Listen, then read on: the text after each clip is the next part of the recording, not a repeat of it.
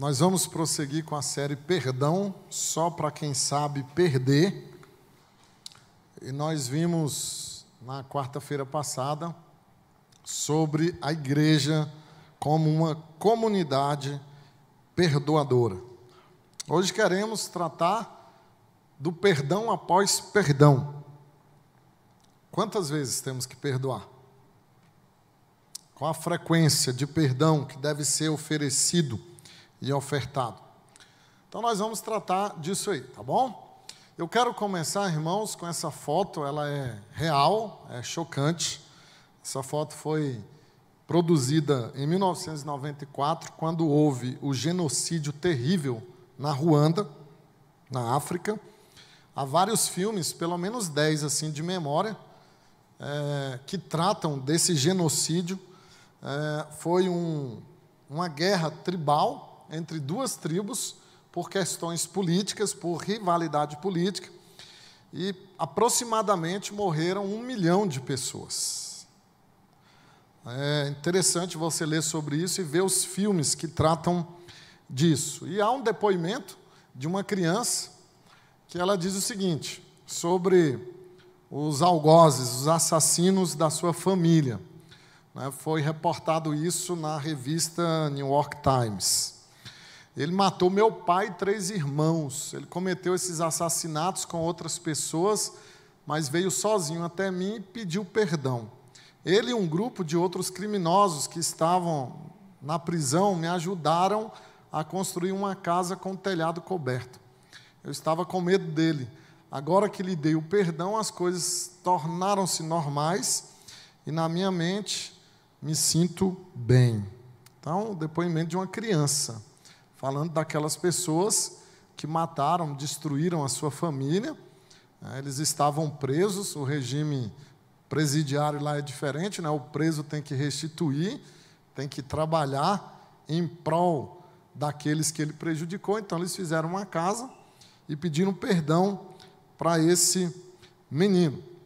Quando a gente tem filho pequeno e vê alguns desenhos, você acaba tirando algumas lições importantes. E no desenho do Shrek, eu me lembro que vendo com o Johan, sempre o Shrek briga com o burro, porque fala demais. E depois de uma discussão, o Shrek disse, mas eu te tratei tão mal porque você ainda está aqui comigo. Insiste em me seguir. E ele disse, é isso que fazem os amigos. É isso que fazem. Então, fala também de perdão. Fala de algo contínuo. Todos nós estamos num mundo quebrado e que, portanto, precisamos de perdão e também precisamos de perdoar. As perguntas cruciais que nós queremos responder nessa série têm a ver justamente com isso. Devo perdoar alguém que não se arrependeu? Como posso lidar com sentimentos ruins em relação às pessoas, a outra pessoa? É sempre correto você ignorar os erros que as pessoas fazem? E a pergunta mais importante que a série vai procurar responder ao longo do desenvolvimento dela é: quantas vezes eu devo perdoar quem me ofende? Essa pergunta ela é muito antiga, ela foi feita pelos apóstolos, pelo menos em 2 ocasiões. E nós vamos tratar uma dessa ocasião hoje. Mas os próprios apóstolos perguntaram exatamente isso: quantas vezes eu devo perdoar alguém? Então, meus irmãos, nós vamos para um texto bíblico que é muito interessante, que fala disso. Lucas capítulo 17, do verso 3 ao 10, vejam as palavras de Jesus. Acautelai-vos, se teu irmão pecar contra ti, repreende-o.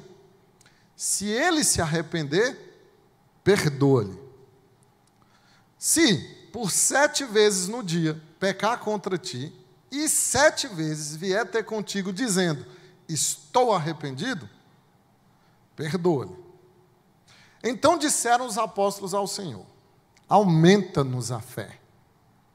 Respondeu-lhes o Senhor, se tiverdes fé como um grão de mostarda, direis a esta amoreira, arranca-te e transplanta-te no mar, e ela vos obedecerá.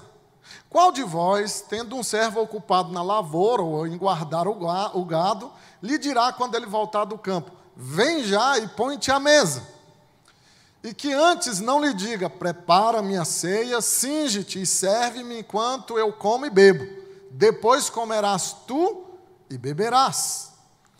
Porventura, terá de agradecer ao servo, porque este fez o que lhe havia ordenado? Assim também vós, depois de haverdes feito tudo quanto foi ordenado, dizei: somos servos inúteis, porque fizemos apenas o que devíamos fazer. Irmãos, nesse texto nós temos um dos ensinamentos mais difíceis de Jesus. Mais difícil. E não é difícil nós entendermos a questão do perdão, praticar, colocar em prática. E logo nesse texto em que Jesus fala que deve ser uma prática contínua, a prática do perdão. Veja que Jesus já vinha falando a respeito do perdão, não é? E agora ele insiste novamente nesse tema. Se você observar lá no capítulo de número 15, quando ele conta a história do filho pródigo, ele está tratando de perdão. E vocês se lembram que o filho mais novo, ele peca contra o pai dele, porque ele pega a herança, gasta toda a herança, e depois ele volta mais pobre do que ele era, e ele volta para ser um empregado do seu pai, mas o pai o recebe com honra, com festa, com alegria. E o filho mais velho, ele não perdoa o seu irmão. Então, Jesus já vinha falando dessa dificuldade dos fariseus se relacionarem com os publicanos, com os pecadores, a dificuldade que eles tinham de perdoar. E Jesus insiste nesse assunto agora com os seus discípulos e falando de um perdão que é recorrente, contínuo, o perdão após perdão. Observe aí o versículo 4, quando Jesus diz que por 7 vezes pecar contra ti teu irmão, e 7 vezes vier e te pedir perdão, você deve perdoar. Não confunda essa passagem com a passagem de Pedro, quando ele pergunta para Jesus: quantas vezes eu devo perdoar meu irmão? Jesus diz: 70 vezes 7. Essa é outra ocasião. E o que Jesus está dizendo é o seguinte: se essa pessoa se diz arrependida, não importa as vezes que ela vier, você deve perdoá-la. Então é um perdão contínuo, um perdão insistente, um perdão recorrente. Então aqui no capítulo 17, Jesus volta a esse assunto do perdão. E nós vamos tirar algumas lições sobre o perdão após perdão. Tentar responder essa pergunta: quantas vezes eu devo perdoar quem me ofende? A primeira lição, irmãos, é que pessoas que perdoam sempre são autovigilantes. Pessoas que perdoam sempre são autovigilantes. É interessante Jesus começar com esse termo: acautelai-vos, no versículo 3. A palavra acautelai-vos, esse termo, significa assistir a si mesmo. Significa dar atenção a si mesmo. Ter cuidado com você mesmo. O termo indica estar em posição de guarda, de vigilância. E é meio incomum Jesus usar esse termo tratando de um discurso a respeito do perdão, meio incomum, mas é o que Jesus faz. O que ele está dizendo, de maneira bem direta, é que deve começar comigo, essa questão de perdão, começar comigo. E o tema é o ofendido, não é o ofensor, né? Jesus está focado na pessoa ofendida e não no ofensor. Todo o texto fala da pessoa ofendida. E Jesus está dizendo: olha, vocês, os ofendidos, fiquem vigilantes, autovigilantes, olhem para vocês mesmos, tomem cuidado com vocês mesmos, porque o fato de alguém te ofender não pode levar você a pecar como essa pessoa pecou, em não perdoar essa pessoa se ela estiver de fato arrependida, né? Aqui Jesus coloca uma condicional para o perdão, lá em Pedro não. Mas aqui Jesus coloca uma condicional que é o arrependimento. E eu vou tratar disso um pouquinho mais à frente. Mas, de início, o que Jesus está dizendo é o seguinte: tome cuidado com os seus próprios pecados. Tomem cuidado com a própria vida de vocês. Não fiquem ocupados com o pecado alheio. Fiquem ocupados com o pecado de vocês. Ou vocês não se lembram do texto em que Paulo diz: aquele que pensa que está em pé, veja que não caia. O texto de Gálatas, capítulo 6, versículo 1, quando o apóstolo Paulo também diz: irmãos, se alguém for surpreendido em alguma falta, vós que sois espirituais, corrigiu com espírito de brandura e guarda-te para que também não sejais tentado. Então, como é que eu devo tratar a pessoa que me ofende? Com autovigilância. Com autovigilância. Você deve tratar alguém que te ofende como você gostaria de ser tratado se você fosse o ofensor. Se você estivesse do outro lado da história. Como você gostaria de ser tratado? Então, que interessante que num texto em que Jesus está falando da pessoa ofendida, ele diz para os ofendidos: acautelai-vos, olhem para vocês mesmos, sejam autovigilantes, cuidado com o próprio pecado de vocês.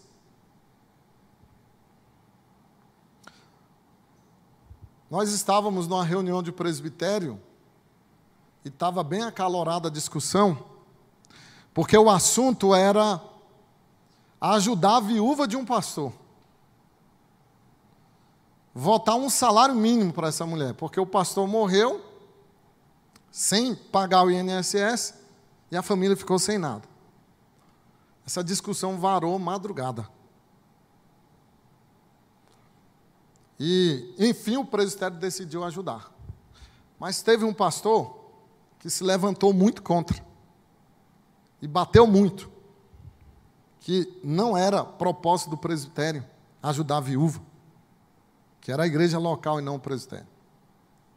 Só que um ano depois, era a viúva desse pastor que estava no presbitério pedindo ajuda. Acautelai-vos. Irmãos, a vida é um bumerangue. O que vai, volta. Talvez hoje você deve perdoar, mas amanhã você vai precisar de perdão. Hoje você julga, mas amanhã você vai ser julgado. Hoje você sofre ofensas, mas amanhã você será o ofendido.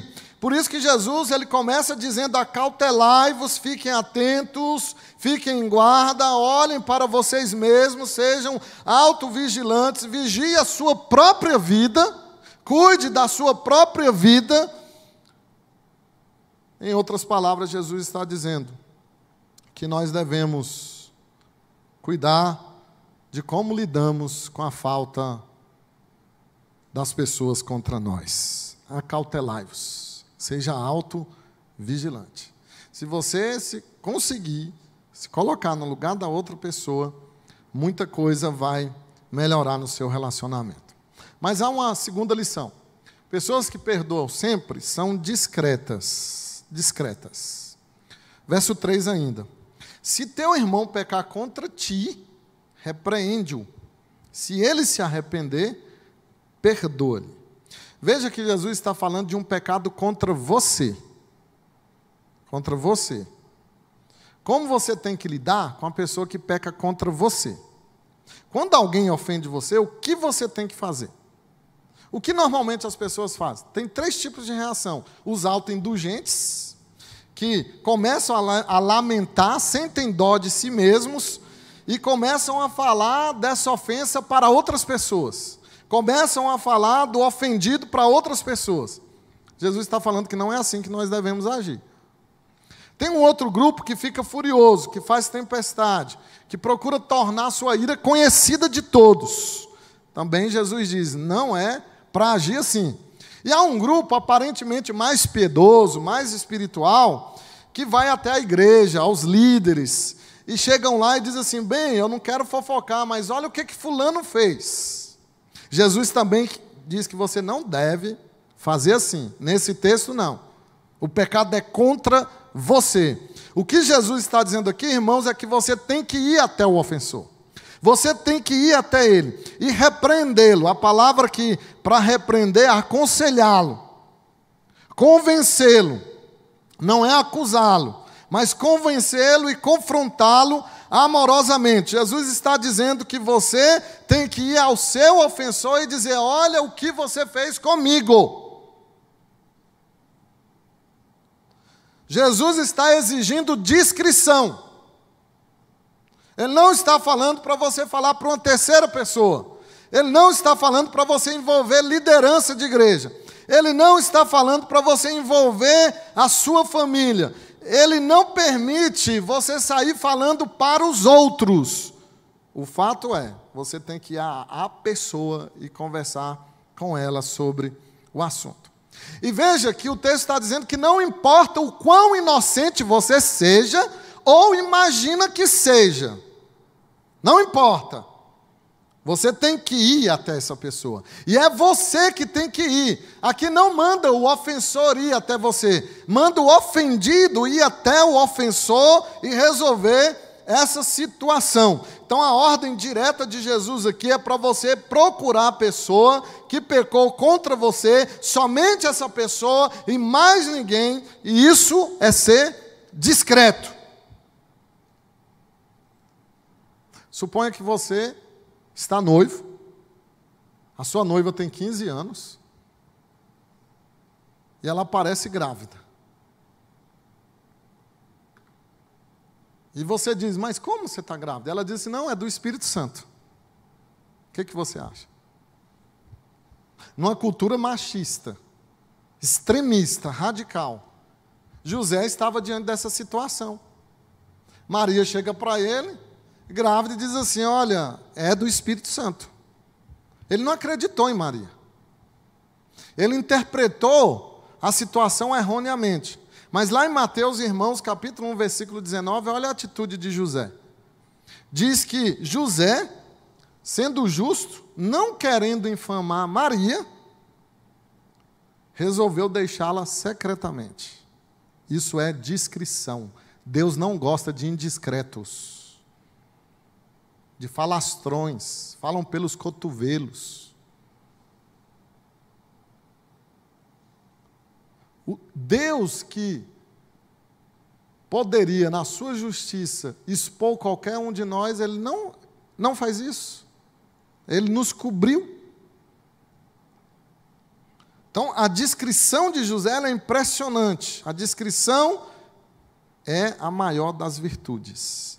E é por isso que Jesus está dizendo: vá até ele, o seu ofensor, repreende-o e perdoa-lhe. Então, as pessoas que perdoam sempre, elas são discretas. Mas há uma terceira lição. Pessoas que perdoam sempre são pacientes.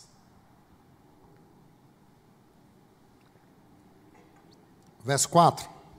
Se por 7 vezes no dia pecar contra ti, e 7 vezes vier ter contigo dizendo: estou arrependido, perdoa-lhe.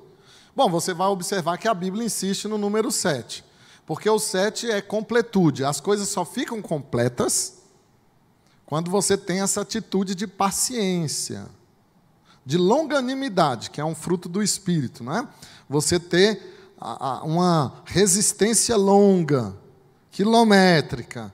É óbvio que Jesus não está falando aqui literalmente, 7 vezes. Não é? Não, ele não está dando um número exato, mas ele está falando de algo completo, um perdão completo. O que Jesus quer dizer com 7 vezes no mesmo dia, é no mesmo dia, tá? Ele está querendo dizer que não importa a frequência. Não importa a frequência. Desde que essa pessoa manifeste arrependimento. É isso que Jesus está dizendo. E como é que nós vamos aferir esse arrependimento? Aí é a situação, né? E pelo que nós vemos no texto, Jesus está dizendo: basta que essa pessoa diga que se arrependeu. Você deve perdoá-la. Então Jesus está dizendo que o perdão é algo contínuo, perdão após perdão, 7 vezes no mesmo dia. Pode até parecer algo injusto para você. E muitos dizem isso. Quantos de nós já não disse isso? Eu só vou perdoar quando eu perceber que há arrependimento. Quando eu perceber que há fruto de arrependimento nessa pessoa e eu vou perdoar. Isso é orgulho, isso não é perdão. Você está fazendo justiça. Justiça é diferente de perdão. Se você quer justiça, pode caminhar nesse caminho, só que se lembre, com a medida que você medir, você vai ser medido. É assim que irão passar a régua em você, com a maneira que você mediu. Então Jesus está dizendo o seguinte: se a pessoa chegou e diz que está arrependida, isso é suficiente, a frequência que for, para você dizer, eu te perdoo. Ah, estou esperando o fruto de arrependimento. Então tá bom. Você já viu uma melancia crescer no mesmo dia que você planta? Ou um melão? O fruto, irmãos, precisa ser cultivado, trabalhado para crescer. Então você vai ter que ter paciência, se você quer obedecer Jesus. Agora, se você quer seguir seu coração, vai em frente. Vida longa. Mas você vai receber o que você dá. E você merece tudo o que você dá. Leva tempo para crescer o fruto. Exige paciência. Se o seu ofensor está dizendo que está arrependido da sua simples palavra, já exige de você obedecer a Jesus e perdoá-lo. Então Jesus, irmãos, deixa claro que o perdão não é um evento único, pontual na nossa vida. O perdão não é um ponto final, são reticências. É dízima periódica. Você nunca chega no fim da dízima periódica. São reticências na vida do crente. O perdão, ele é um ato, um processo vitalício. Vitalício. Por isso que eu falei, um dos ensinamentos mais difíceis de Jesus está aqui. E de fato há uma condicional para o perdão, o arrependimento do ofensor. Mas se ele disser que se arrependeu, você tem que perdoar. Bom, nós vimos que o perdão é para autovigilantes, pessoas discretas e pessoas pacientes. Mas há um quarto ensino de Jesus. Pessoas que perdoam sempre são servas. São servas. Olha aí o verso 7 ao 10. O que é que Jesus diz? Vou ver aqui isso.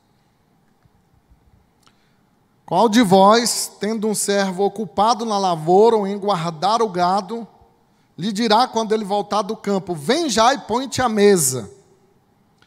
E que antes não lhe diga: prepara-me a ceia, cinge-te e serve-me, enquanto eu como e bebo, depois comerás tu e beberás. Porventura terá de agradecer ao servo, porque este fez o que lhe havia ordenado? Assim também vós, depois de haverdes feito quanto vos foi ordenado, dizei: somos servos inúteis, porque fizemos apenas o que devíamos fazer. Bom, irmãos, veja que Jesus conta essa história por causa do versículo 5 e 6. Os discípulos, quando Jesus diz: olha, se alguém vier 7 vezes no dia e disser que está arrependido, perdoa. Olha a resposta dos discípulos no versículo 5. Aumenta-nos a fé. Então a primeira desculpa deles é: eu só perdoo se tiver fruto de arrependimento. Jesus diz: mas o fruto exige paciência para que ele cresça. Agora eles dão a segunda desculpa. A desculpa deles é: nós não temos fé para isso. Aí Jesus responde no verso 6, dizendo o seguinte: se tiverdes fé como um grão de mostarda, direis à amoreira: arranca-te e transplanta-te no mar, e ela vos obedecerá. Então, irmãos, a resposta dos discípulos a exigência de Jesus de perdoar após perdão de maneira contínua, ela soa até piedosa. Eles dizem: aumenta-nos a fé. Mas não é piedosa essa resposta, é fuga da responsabilidade. Jesus está dizendo que perdoar não tem a ver com fé, perdoar tem a ver com obediência. Eles dizem, nós precisamos de mais fé. E Jesus, não, vocês precisam de mais obediência. É por isso que Jesus conta a história do grão de mostarda aqui. Que para o judeu era a menor semente da época, né? Hoje nós sabemos que há sementes menores. Mas para o judeu era a menor da época. E Jesus está dizendo, ainda que a fé de vocês seja pequeniníssima, vocês podem fazer coisas grandiosas. Então Jesus derruba por terra o argumento deles. Não é fé o que vocês precisam, porque se tivessem um pouquinho, vocês fariam. Vocês precisam de obedecer. É coração duro, irmãos, petrificado, que não perdoa, que vira a cara, que não cumprimenta. É coração duro. Não é mais fé. Que deixa de falar com o parente. Não é mais fé.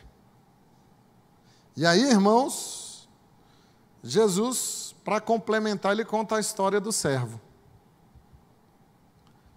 Para derrubar a terceira desculpa dos discípulos. Ele conta de um servo que está na lavoura. E quando ele volta, sujo, cansado, querendo descansar, o patrão dele diz, vai preparar a comida.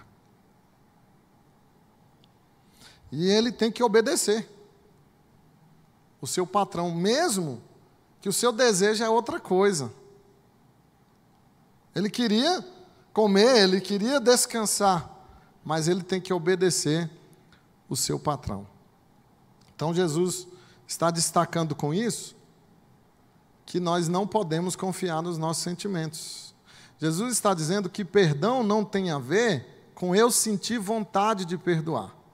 Olha como a ligação da história está bem intricada com o tema do perdão. Jesus conta essa história para mostrar o seguinte: aquele servo que está cansado, que quer descansar e que quer comer, que veio lá da lavoura, ele tem que obedecer o seu mestre, que diz o seguinte: vai lá e prepara a minha comida. E ele tem que esperar o chefe dele comer, para ele poder comer. E mais, o texto diz, será que esse patrão vai agradecer o que ele tinha que fazer e era sua obrigação? Óbvio que não. Então Jesus está dizendo que perdoar não tem a ver com eu sentir vontade de perdoar. Eu tenho que fazê-lo, mesmo sem sentir vontade. Nós fazemos muitas coisas sem querer fazer. Acordar cedo, ir trabalhar, ler, orar, e nem por isso somos hipócritas. Jesus não está falando de hipocrisia aqui. O que ele está dizendo é que perdão não é sentimento. Eu não tenho que sentir vontade. Perdão é uma promessa de que você não vai cobrar mais, não vai denegrir, de que você vai oferecer o reparo, vai oferecer a graça que você mesmo recebeu de Deus. Então, você pode perdoar verdadeiramente por dever. Veja que o texto deixa claro que você tem um Senhor. Como esse servo aqui tem um senhor, um dono, que ele teve que obedecer. E nós temos um Senhor, que é Deus, que é Jesus, e nós temos que obedecer, mesmo quando não queremos perdoar quem nos ofendeu. Nós temos que obedecer. E é muito interessante, irmãos, essa capacidade de virar a página na vida. Enquanto você não perdoar, você não vira a página. Enquanto você não perdoar, a sua vidinha vai ser isso aí, mediocridade. Mediocridade. Você não vai conseguir nada. E uma história que ilustra muito o perdão foi José. José, irmãos, ele foi rejeitado pelos seus parentes, seus próprios irmãos. José foi acusado injustamente pela mulher de Potifar. José foi esquecido na cadeia por longos anos. Lá no final, depois de tudo, José teve 2 filhos, irmãos. 2 filhos. Um, ele chamou de Manassés. Sabe o que significa Manassés? Deus me fez esquecer de todo o sofrimento. Que coisa fascinante. Manassés significa isso. Deus me fez esquecer a ofensa dos meus irmãos, da mulher de Potifar, dos meus amigos de prisão. Deus me fez esquecer. Manassés. Mas ele teve um outro filho. E ele chamou o seu segundo filho de Efraim. Sabe o que significa Efraim? Deus me empurrou para frente. Deus me fez prosperar. Quando você perdoa, você dá um salto para frente. Quando você vive aí amargurado, lambendo suas feridas, você dá um salto para trás. Ninguém prospera amargurado. Ninguém, irmãos. Você não vai prosperar amargurado. Manassés, Efraim, vire a página da sua vida. Vire a página. José virou. E você também pode virar. Será que não está na hora de você esquecer? Esquecer aqui não é bem esquecer, vocês sabem. A gente não esquece totalmente. Esquecer, irmãos, é não cobrar, não jogar na cara. Isso é esquecer. Bom, eu quero concluir com o Neil Anderson, que é um autor. Ele disse isso aqui: a maioria dos avanços de Satanás na vida dos cristãos é devido à falta de perdão. Se você ignorou tudo o que eu disse até agora, fica só com isso aqui. Não tem problema não. Porque não é sério só para quem prega, não. É sério para quem ouve também. Jesus diz assim: vê depois como ouvis. A maioria dos avanços de Satanás na vida dos cristãos é devido à falta de perdão. Eu quero deixar 3 aplicações pastorais para a sua vida. Primeira, tire os olhos do seu ofensor. Se você quer perdoar após perdão, de maneira contínua, tire os olhos do seu ofensor. Talvez esse seja o problema, você está vendo demais a pessoa errada. Tente desviar os olhos da pessoa que ofendeu você, que machucou você, e comece a olhar para o seu Salvador. Comece a olhar para o seu Redentor, e não para o seu ofensor. Segunda aplicação. Preste bem atenção nessa segunda aplicação para a sua vida. Relacionamentos não prosperam